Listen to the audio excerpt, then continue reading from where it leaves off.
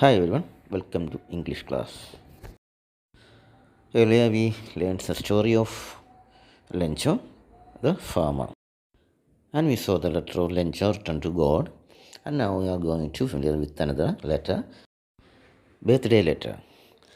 This letter was written by Jawaharlal Nehru, the first Prime Minister of India, to his daughter when he was in jail during the freedom movement. We can see here Nehru and his daughter Indira Gandhi, first woman Prime Minister of India. He wrote so many letters to Indira when she was a child. Here we are going to read one of the letters. The heading, can you read birthday letter? Here you can see the format of a friendly letter. First write the place where we write the letter from. Then the date. Next salutation. Salutation means നമ്മൾ address ചെയ്യുന്നതാണ്.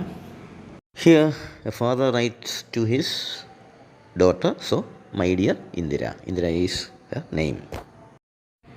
Nehru wrote this letter from Central Prison Naini. Naini is a city in Allahabad. Allahabad is in UP, Uttar Pradesh. Shall we read? My dear Indira, on your birthday you have been in the habit of receiving presents and good wishes. Good wishes you will still have in full measure. But what present can I send you from Naini prison? My presents cannot be very material or solid. They can be of the mind and spirit, things that even the high walls of a prison cannot stop. What Nehru says here, he cannot send her solid presents on her birthday, but his mind is with her. Next paragraph. You know, sweetheart, how I dislike sermonizing and doling out good advice. I have always thought that the best way to find out what is right and what should be done is not by giving a sermon. It has to be done by talking and discussing.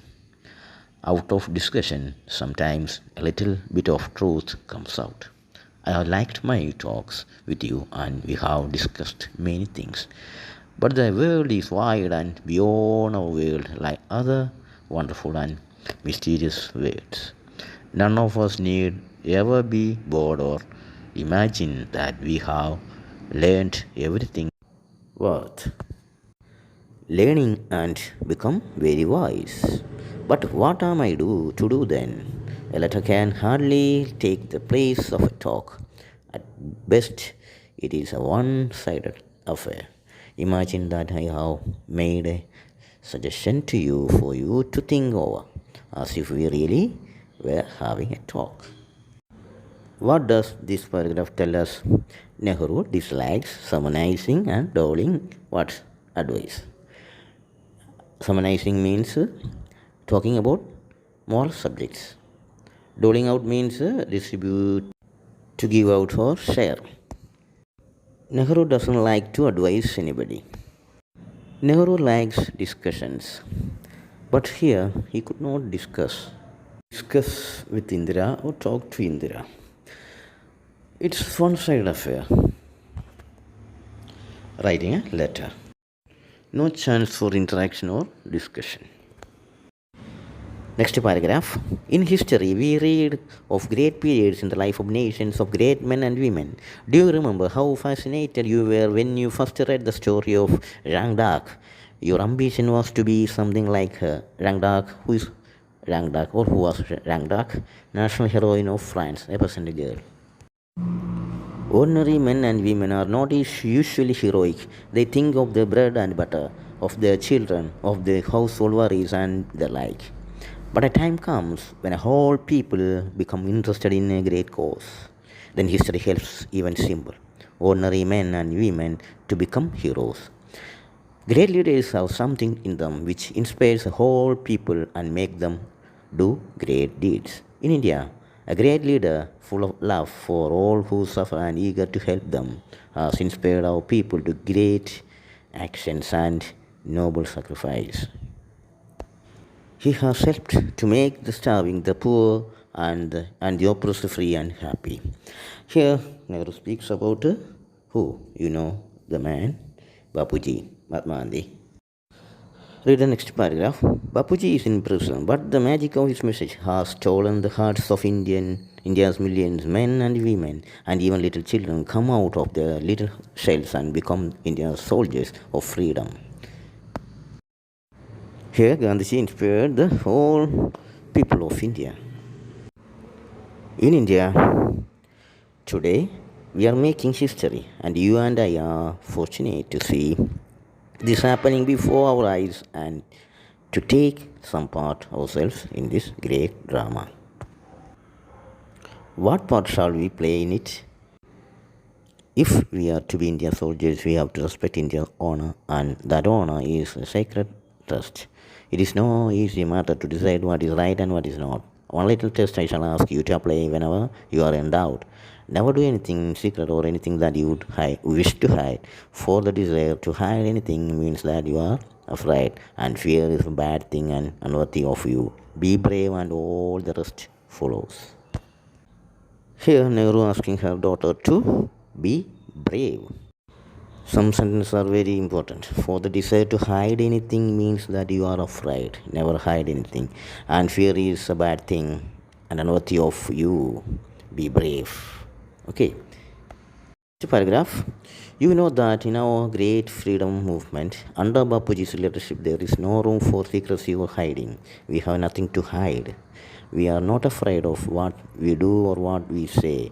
We walk in the sun and in the light. Even so, in our private lives, let us make friends with the sun and walk in the light and do nothing secretly. And if you do so, my dear, you will grow up a child of the light, unafraid and serene and unruffled, whatever may happen. Here, serene means calm, peaceful. Unruffled also means calm, arranged. Okay, now I have written a very long letter to you, and yet there is so much I would like to tell you. How can a letter contain it? Goodbye, little one, and may you grow up into a brave soldier in India's service. With all my love and good wishes, your loving father, Jawaharlal Nehru. You can see the signature above his name. Okay, friends, this is a letter from Nehru. Everybody knows Jawaharlal Nehru to his daughter Indira Gandhi. It's only one. A lot of letters are there. If anybody wants to know more about Nehru's letters to Indira, I suggest a book, Letters from a Father to His Daughter. Letters from a Father to His Daughter. A book written by Jawaharlal Nehru. A friendly letters format is here. We can use it. Everybody read the letter. Everybody now look at page number 48. Check how well you read. Here are some statements based on the letter. Put a tick mark in the right column for the statements that are true. Mark cross the ones which are false. Correct the false statements and write them in the space given below the table. You can see the statements and true or false. Statements by true or false എന്ന് കണ്ടെത്തുക. Then false statements correct ചെയ്യുക. Okay. ചെയ്ത് താഴെ എഴുതുക. First you have to read the letter. Then correct the false statements. Next work. Match the sentence parts in column A with those in column B to form meaningful sentences. You can see the table there, first part A and second part B. Match the sentences using a line or numbers. After matching them, write the sentences below. You should read the letter before doing these activities. Okay, you can do it. Complete it. Here concludes today's class. See you soon.